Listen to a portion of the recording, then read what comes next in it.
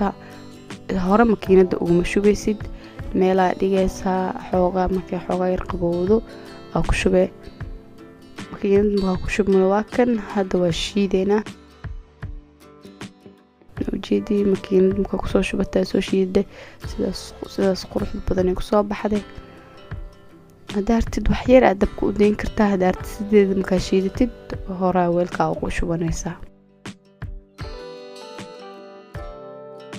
hadda sidaan noogu diyaar tahay fudeed waay shurbada